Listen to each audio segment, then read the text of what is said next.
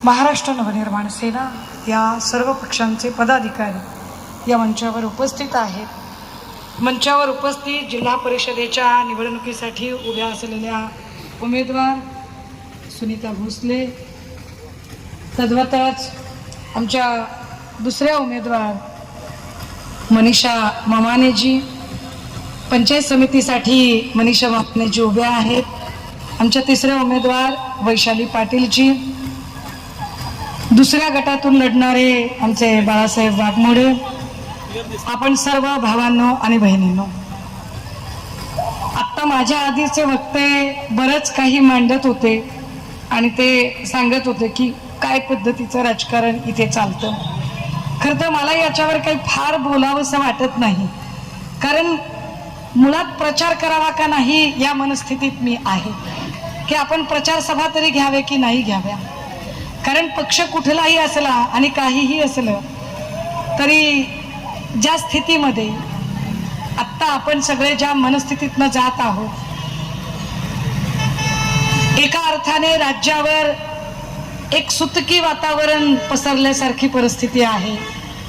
आपल्या सगळ्यांच्यासाठी अत्यंत दुःखाची तशी ती घटना होती, दुःखद घटना होती की अशा पद्धतीने दादांचं जाणं हे कोणालाही पटणारं नाहीये।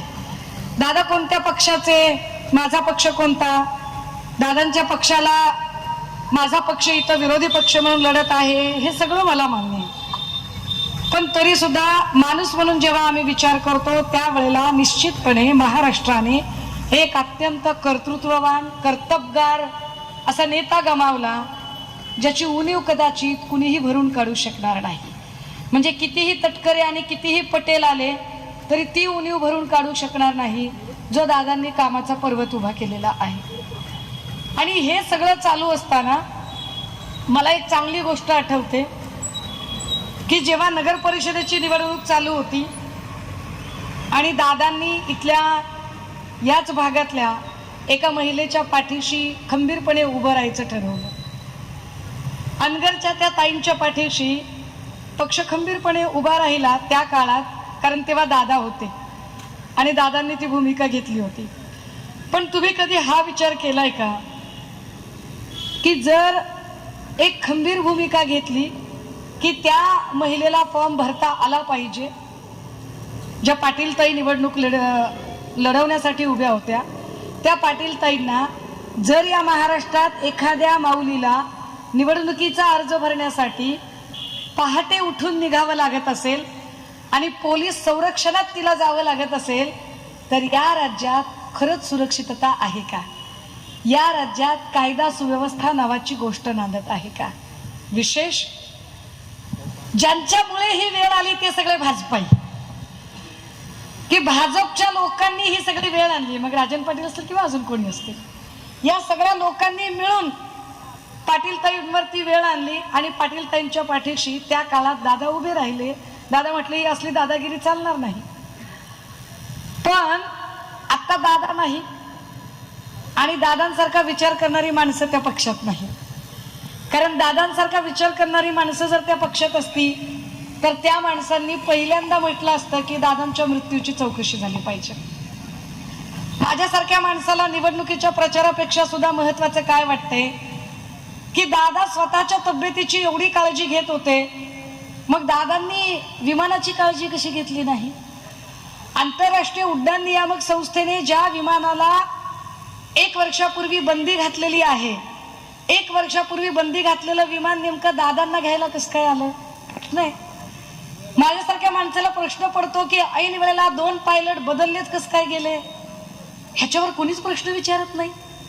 मग तिसरा प्रश्न आम्हाला निर्माण होतो की ते म्हणतात की विजिबिलिटी नव्हती। विजिबिलिटी नव्हती म्हणजे काय? तर धुकं होतं, फार धुकं होतं आणि दिसत नव्हतं काहीच। पण जर दिसत नसेल विमानाला तर साधारण 1-1.5 किलोमीटरच्या लांब अंतरावरचा एक सीसीटीव्ही फुटेज सापडतं, ज्या सीसीटीव्हीच्या कॅमेऱ्यामध्ये विमान घिरट्या घालताना स्पष्ट दिसतं। ते कसं काय? दादांची ओळख जर घड्याळावरून पटली तर घड्याळ कुठे आहे? जर दादांच्या सोबतची सगळी माणसं, सगळे मृतदेह जळून खाक झाले तर कागद एकही कसा काय जळाला नाही? म्हणजे दादाचा घात झालाय का? तुम्ही म्हणाल ताई इलेक्शनच्या प्रचारात तुम्ही हे वेगळंच बोलताय. होय, कारण इलेक्शन 2 घडीचं होईल, पण आपण पहाडासारखा माणूस गमावला हे जास्त महत्वाचं.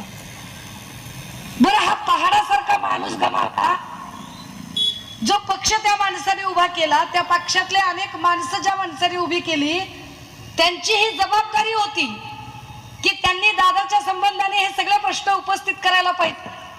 त्यांनी हे प्रश्न पोलिसांना विचारायला पाहिजे, त्यांनी हे प्रश्न सीबीआयला विचारायला पाहिजे, त्यांनी हे प्रश्न राज्याच्या मुख्यमंत्र्यांना विचारायला पाहिजे, त्यांनी हे प्रश्न राज्यामध्ये कार्यरत असणारे आणि केंद्रातले राज्य उड्डाण मंत्री मुरलीधर मोहोळला विचारायला पाहिजे.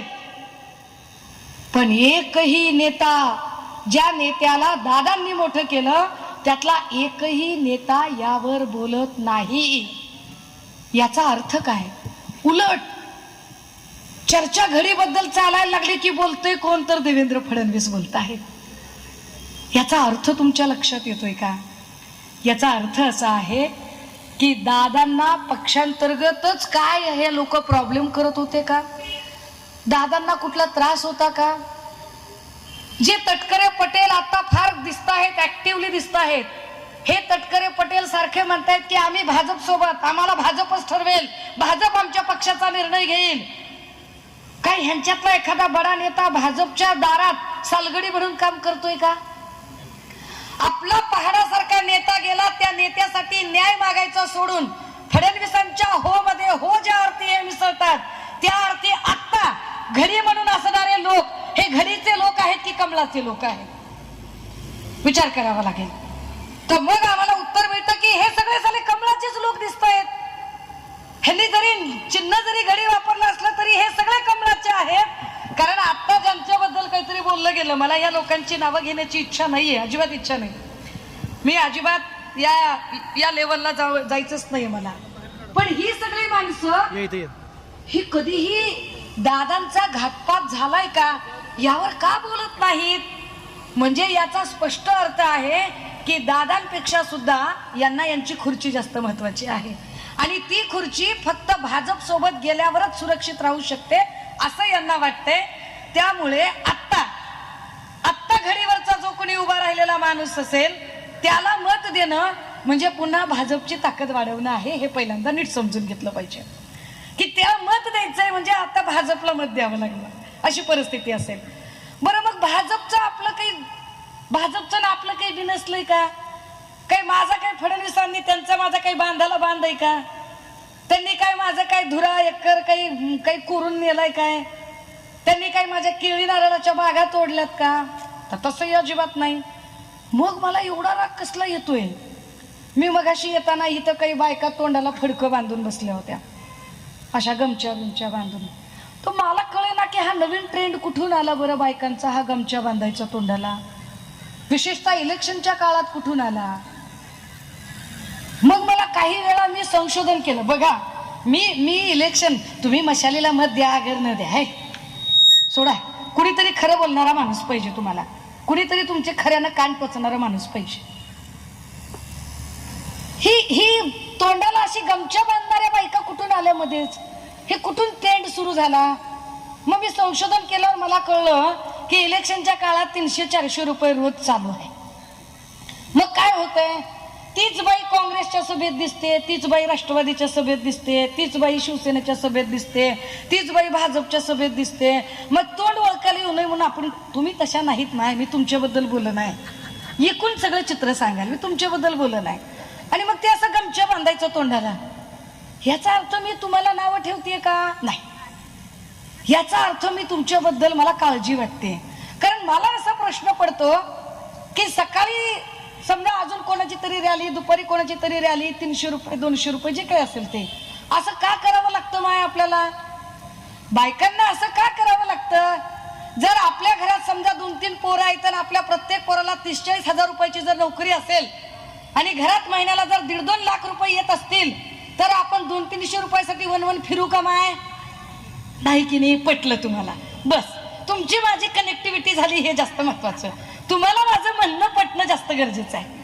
अर्थ काय आहे की जर 1.5-2 लाख रुपये घरात आले असते, 2-3 घरातले जी पोरं आहेत त्यांना नोकऱ्या लागल्या असत्या, आणि शाळा जर आमची, आता बघा माझं BA झालं, MA झालं, BEd झालं, लॉ झालं, डॉक्टरेट झाले, एवढ्या 10-5 डिग्र्या मी घेतल्या, मला किती पैसे लय झालं. माझी परीक्षा फीस 100 रुपये ते 200 रुपये होती, है की नाही. काँग्रेसचा काळ होता, 100 रुपये 200 रुपये होती. आता भाजपचा अमृत काळ आला, फीस किती आहे माझ्या लेकराची? लाख रुपये, 2 लाख रुपये. आणि एवढं पटतंय तरी कसं कमळावर मारू वाटतंय. म्हणून म्हणतो मशाल मारायची, मशाल मारायची, मशाल मारायची म्हणून म्हणतो आम्ही. पटायला की नाही तुम्हाला?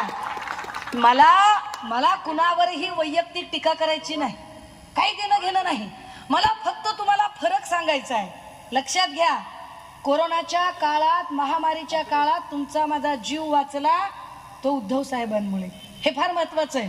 आणि जेव्हा तो माणूस आपल्या सगळ्यांचा महामारीतनं जीव वाचवत होता, तेव्हा त्या माणसाचा पक्ष फोडून त्याच्यातली 40 माणसं पळवून नेण्याचं कपट कारस्थान कोण करत होतं? कोण करत होतं? बघा, आचारसंहितेचा कॅमेरा, मी म्हणलं नाही बरं का. ही लोकांची सहज प्रतिक्रिया आहे की तेव्हा पक्ष फोडायचं काम देवेंद्र फडणवीस करत होते. देवेंद्र फडणवीसांनी फक्त पक्ष फोडला का दादा? नाही, नुसता पक्ष नाही फोडला, कुटुंबाच्या कुटुंब फोडली. माणूस माणसात ठेवलं नाही पठ्ठ्यानं. बघतोय आपण दादा गेल्यावर काय कसा खेळ खंडोबा चालू आहे ते. माणूस माणसात ठेवला नाही. बापाला लेक ओळखना, चुलत्याला पुतना ओळखना, बहिणीला भाऊ ओळखना, अशी सगळी परिस्थिती कुणी केली तर ती देवेंद्र फडणवीसांनी केली. आमचं काय म्हणणं आहे, ज्यांना आपली कुटुंब फोडायची आहेत, ज्यांना कुटुंबाचा खेळ खंडोबा केलेला चालतंय, त्यांनी खुशाल त्यांच्या सोबत जावं. पण ज्यांना कुटुंबच नाही तर गावगाडा सगळा एकत्रित राहिला पाहिजे असं वाटतंय, त्यांनी बिनधास्त मशाल हातात घ्या. दणक्यात मशाल त्यांनी चालवा. दादा हो, तुम्ही विचार करा, 10 वर्षापूर्वीचा मला एक काळ सांगा. 10 वर्षापूर्वी आपल्या गावातली सगळी माणसं, मग इथला मराठा, साळी, माळी, कोळी, तेली, तांबोळी, आतार, बागवान, सुतार, लोहार, कुंभार, कडेकपारी, घिसाडी, जोशी, पारधी, बेरड, बेस्तर, बेलदार, रामोशी, माकडवाला, अस्वलवाला, कडेकपारी, कुणी बी असेल, गुन्ह्या गोविंदाने राहत होती गावात सगळी. मराठ्याच्या माणसाला नवरात्रीला देवी बसली तर त्याच्या घरात माळ टाकायला माळ्याचा माणूस सहज येत होता.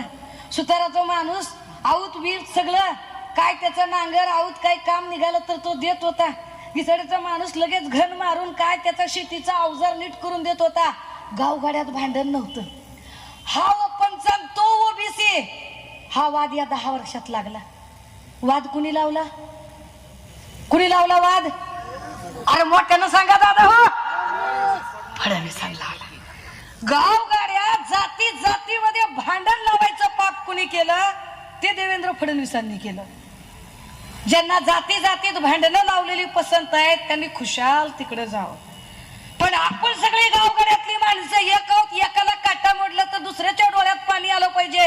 आणि गावात कुणाच्या बी घरात सुख दुःख झालं तर सुतक सगळ्या गावाला पडेल अशी परिस्थिती, एवढी गावगाड्याची एक वाक्यता पाहिजे असेल तर दणक्यात मशाल चालवावी लागेल. बाकी तुम्ही ठरवा काय ते. आम्हाला संस्कृती नावाची गोष्ट काही शिल्लक ठेवता का नाही? संस्कार नावाची काही गोष्ट? अरे राजकारणात एवढी गलिच्छ पातळी कधीच आली नव्हती. एकमेकांना भांडणं, एकमेकांच्या शिवीगाळी, काय भाषा. आमदारच कॅन्टीन मध्ये भांडणं करतो. आमदारच म्हणतो मला नाश्ता नीट मिळाला नाही, हे असा टावेलवर येतो, दना दना दना दना दना फायटिंग ढिशूम ढिशूम ढिशूम ढिशूम करतो. एवढी तुला फायटिंग करायची? अरे दादा, तर ही सगळी जी काही समाज कल्याणची वसतिगृह चालतात त्या वसतिगृहामध्ये लेकरांना नीट अन्न मिळत नाही. अंगणवाडीतल्या लेकरांना जे पोषण आहार मिळतो तो नीट आहार मिळत नाही. तिथं दाखवा की तुमची मर्दुमकी काय ती. तिथं नियम दाखवा, तिथं कारवाई करा. त्याच्यावर काय करत नाही. स्वतःला खायला नीट मिळालं नाही म्हणलं की डिशुम डिशुम करतोय. ही संस्कृती नव्हती. ही महाराष्ट्रात कधीही संस्कृती नव्हती. महाराष्ट्रात असं कधीच झालं नव्हतं. जरा काय झालं की हिंदू खतरे में. आईला 70 वर्ष काँग्रेस होती राजकारणात, तेव्हा हिंदू खतरे में नव्हता. आणि आता हिंदुत्ववादी म्हणणारे आले सत्तेत आणि हिंदू खतरे में. आता हिंदुत्ववादी हिंदू पंतप्रधान झाला आणि तरी जर हिंदू खतरे में असेल तर पंतप्रधान मुस्लिम करावं का? मग नेमकं चाललंय काय? हे हे हे कुठून आणि कधी आलं आणि कसं आलं हे पेव आपल्याकडे नव्हतं राजे हो. आम्ही एक सुसंस्कृत राजकारण उभं करू इच्छितो, जे सुसंस्कृत राजकारण इथल्या माय मावल्यांचे नेमके प्रश्न समजून घेणार असेल. माया हो, 3 वर्षाचं लेकरू सुरक्षित नाही आणि 70 वर्षाची आजी बी सुरक्षित नाही. कसं फिरावं, कसं जगावं, कसं वागावं, आणि पोलिसांची भीती नाही. पोलिसांची कशी भीती वाटेल? आता मला सांगा, तुमच्याकडे पोलीस स्टेशन आहे का? आहे की नाही? आहे ना भैया. भैया पोलीस स्टेशन आहे, चिकार पोलीस असतील. आता मी बोलायले म्हणल्यावर इकडं तिकडं कुठतरी पोलिस बंदोबस्तात असतील, आहे की नाही? म्हणजे पोलीस आहेत. मग एवढे मोठे पोलीस आहेत म्हणल्यावर तुमच्याकडे दारूचा एक बी धंदा नसेल. आता कसं करावं? मग मटक्याचा धंदा नसेल, ते बी आहे. मग पोलीस काय करायलेत बरं इथं? हा, पोलिसांना भेट नाहीत म्हणजे काय होतं? हे जे सगळे एकाकट छक्का, दुरीकट सत्या, तिरीकट आट्या, चौकाकट नौका, ओपन जीव देना, क्लोज झोपू देना, हे सगळं कुणी पोलिसांना दिसत नाही. वाळूचा ठेका पोलिसांना दिसत नाही. पोलिसांना दिसतं, पोलिसांना सगळं दिसतं. मग तरीही पोलीस ऍक्शन का घेत नाहीत? तर पोलिसांना तुम्ही ऍक्शन का घेत नाही असं विचारायला एक जबाबदार खात्याचा मंत्री लागतो. पोलिसांचं खातं म्हणजे गृह खातं. गृह खातं कुणाकडे आहे दादा? देवेंद्र फडणवीस. पुन्हा तिथंच बरं का, बघा आपण घुमून फिरून तिथंच येतोय. पोलीस खातं कुणाकडे आहे? देवेंद्र फडणवीसांकडे आहे. मग फडणवीस का बरं त्याच्यावरती ऑर्डर करत नसतील? तर फडणवीसांना वेळ नाही. का वेळ नाही बरं फडणवीसांना? कशात बिझी आहेत फडणवीस? कशात बिझी आहेत? फोडाफोडी करण्यात बिझी आहेत. दुसऱ्याची पक्ष फोडायचे, दुसऱ्याची कुटुंब फोडायची, दुसऱ्याची माणसं पळवायची. वडाची पानं पिपळाला, पिपळाची पानं वडाला, वडाची पानं पिपळाला, पिपळाची. दुसरं कामच नाही, स्वतःच काहीच नाही. आपण सांगू शकतो की नाही की शरद पवार साहेबांनी कोणाला घडवलं? आपण सांगू शकतो ठामपणे. शरद पवार साहेबांनी वळसे पाटलांना घडवलं, त्यांनी हसन मुश्रीफांना घडवलं. हे आता जे तटकरे पटेल जे पक्ष चोरायला बघतात त्यांना बी त्यांनीच घडवलं. शरद पवारांनी अनेक नेते घडवले. दादांसारखा कर्तृत्ववान नेता पवार साहेबांनी घडवला. बाळासाहेब ठाकरेंनी कुणाला घडवलं? आढळराव पाटील असतील, अनंतराव अडसूळ असतील, नारायण राणे असतील, छगन भुजबळ असतील, राज साहेब असतील किंवा उद्धव साहेब असतील, कुणी घडवले? उद्धव साहेबांनी घडवले, हे बाळासाहेबांनी घडवले. फडणवीसांनी कुणाला घडवलं? फडणवीसांनी माणसं घडवली नाही. फडणवीसांनी माणसं चोरली, चोरली, चोरली, माणसं चोरली. ह्याला ब्लॅकमेल कर, त्याला ब्लॅकमेल कर, ह्याच्यावर ईडी लाव, त्याच्यावर पोलीस केस कर, त्याच्यावर सीबीआयची धाड टाक, ह्याला काहीतरी भीती घाल, आणि अशी करून माणसं चोऱ्या चपाट्या करून आणली. आता असलेले राजन पाटील तरी काय त्यांची आहेत होय? घडवलंय कोणी? अहो काय राव, हा माल कुणाचा, खळ कुणाचं, माल धन्याचा आणि शिरजुरी चोराची, असा सगळा धंदा झाला राव. दादा हो, तुमच्या टाळ्या म्हणजे पटतंय तुम्हाला. मी लय मोठं मोठं सांग नाही तुम्हाला, मी लय अवघडातली गोष्ट सांग नाही, मी लय सोपं करून सांगायचा प्रयत्न करते. दादा हो, माल धन्याचा आणि शिरजोरी सुद्धा धन्याचीच राहिली पाहिजे. ज्यानं कसलंय, ज्यानं कष्ट घेतले त्याचं आणि त्याचंच चाललं पाहिजे. पण या 10 वर्षामध्ये एक नवा ट्रेंड सुरू झाला की जो आमदार म्हणून निवडून आला त्या आमदाराने एकच काम करायचं, काय? आपल्या मर्जीतला पीआय आणायचा बदली करून, आणि त्या पीआयने त्यानं म्हणलं तरच पोलीस केस, तरच एफआयआर लिहून घेतली जाईल, नाहीतर एफआयआर लिहूनच घेत नाही. हे असलं राजकारण याच्या आधी नव्हतं कधीच. दादा हो, नीट विचार करा. एक कोरोनाची लस काढली मोदी, एकच लस काढली भाजपच्या काळात, लगेच फोटो छापून आला बाबा त्या लशीवर. अरे काँग्रेसच्या काळात 14 लशी मिळाल्या, 14. पोलिओ, बीसीजी, नारू, देवी, ट्रिपल, धनुर्वात, अरे किती लसी मिळाल्या. आपण लशी, काँग्रेसनं जर फुकट लशी दिली, आणि सगळ्या फुकट होत्या, जाहिरात नव्हती, काँग्रेसनं फुकट लशी दिल्या, त्या जर फुकट लशी मिळाल्या नसत्या तर पोलिओचा गाडा घेऊन फिरावं लागला असतं यांना. त्या लशी काँग्रेसनं दिल्या होत्या, हे फार महत्वाचं. पवार साहेब जर नसते राजकारणामध्ये, तर ज्या आमच्या आत्ता महिला प्रतिनिधी या स्टेजवर दिसत आहेत त्या महिला प्रतिनिधी स्टेजवर दिसल्या नसत्या. पुरुषा इतकंच बाईचं नाव सातबाऱ्यावर आलं पाहिजे, हा ध्यास जो घेतला तो आदरणीय पवार साहेबांनी घेतला होता. आणि हे सगळं मोडीत काढायचं काम कोण करतंय, तर आता फडणवीस करतात. दादा हो, छोट्या एककातनं मोठा एकक घडतो. 4 वर्ष अजून वेळ आहे. 2029 ला खात्रीनं सांगते आताच भाजप फुटण्याच्या मार्गावर आहे. आणि फुटती भाजप जे तुम्हाला दिसते ती सूज आहे, त्याला विकास म्हणत नाहीत, ही सूज आहे, सूज. सगळे जे ओरिजिनल भाजपाचे आहेत ते सगळे लोकांना सतरंजा टाकतायत.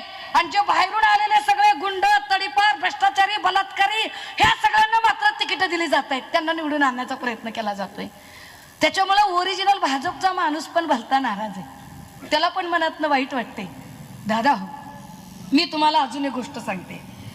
इथं आमचे उमेदवार उभे आहेत, तुतारीवर उभे आहेत, हाताच्या चिन्हावर उभे आहेत, मशालीवर उभे आहेत. आम्ही पैसे देऊ शकत नाही बरं का, व्हेरी क्लिअर. अजिबात पैसे देऊ शकत नाही आम्ही. मताला 1000 रुपये, मताला 5000 नाहीच देऊ शकत. कुणाच्या बाचे पैसे आणायचे? आणि जी 5000 देणार आहे मताला, ती काय गटाडं खांदून द्यायला होय? त्याला काय बराशी खांदायला चाललाय? तुमच्याच लेकरा बाळांना दारू पाजतोय, दारूच्या धंद्यातनं कमावलेला पैसा तो पुन्हा इलेक्शन मध्ये टाकतोय. तुमच्याच लेकरा बाळांना ड्रग्सच्या नादाला लावलं जातंय. आणि ड्रग्स मध्ये कमावलेला जो काही पैसा आहे, तो पैसा तो तिकडं पुन्हा तुमच्यासाठी इलेक्शनला. पालकमंत्री इकडे येणार म्हणा. काय आता जाऊ दे. मला खरंच जयकुमार, मला नाही बोलावंसं वाटत. मला माझी एक लेवल मेंटेन करावीशी वाटते. असं फार खाली यायला आवडत नाही मला. पण तरी पालकमंत्री सभा घेणार. अरे इलेक्शन कोणतं आहे दादा? अरे पंचायत समितीच्या इलेक्शनला पालकमंत्री. उद्या गणेश मंडळाचा अध्यक्ष निवडायचं म्हणलं तरी जयकुमार गोरे येणार होय? काय धंदा आहे? अरे जरा तर डिग्निटी राखा रे, जरा तर करा काहीतरी. काय म्हणले म्हण गोरे, निधी देणार नाही दुसऱ्याच्याला. तुझ्या बाचा माल आहे काय निधी देणार नाही म्हणजे? हा, निधी देत नाही म्हणजे काय करतोय? जेव्हा तुम्ही मंत्रिपदाची शपथ घेतात तेव्हा सांगितलेलं असतं की मी भारतीय संविधानाला स्मरून शपथ घेतो की माझ्या निदर्शनास आणून दिलेली कुठलीही बाब सोडवत असताना कुणाबद्दलही अधिकचा आकसभाव किंवा अधिकचे ममत्व बाळगणार नाही. आणि अत्यंत पारदर्शकपणे आणि निरपेक्षपणे मी ते काम पूर्णत्वास नेईल. आणि हे जर कळत नसेल तर गोरे राजीनामा द्या, खाली उतरा. कळत नसेल कायदा तर. हे कुणाला धमक्या देत आहे? निधी देणार नाही. निधी कसा कोण देत नाही? नरडीवर पाय ठेवून निधी घ्यायचं कळतंय आम्हाला. बाई समजून हलक्यात घ्यायचं काही कारण नाही, अजिबात हलक्यात घ्यायचं नाही. वाटतंय काय त्यांना? तुम्ही आम्हाला एकदा नमस्कार करा, आम्ही तुम्हाला अगदी तुमच्या पाया पडायला आणि माऊली म्हणून तुम्हाला शरण द्यायला तयार आहोत. पण तुम्ही जर ॲटिट्यूड दाखवाल तर बाळासाहेब ठाकरेंचा शिलेदार काय असतो ते दाखवायला आणि पाणी पाजायला पण आम्ही कमी करणार नाही. ठकासी व्हावे महाठक जे आम्हाला तुकोबा महाराजांनी सांगितलंय ते लय चांगलं कळतंय. दादा हो, मी एक शब्द आपल्याला देऊ शकते. हे निधी बिधीचं डोक्यातलं काढून टाका. या भागातला असलेला प्रत्येक प्रश्न हा आमचा प्रश्न असेल. या प्रतिनिधींवर एकदा विश्वास टाका. सत्ताधाऱ्यांना एक पाय तुटला म्हणून गोम लंगडी होत नाही, त्यांचा माज कमी होत नाही. पण एका जागेतनं तुम्ही निश्चितपणे गर्वाचं घर खाली करू शकताय.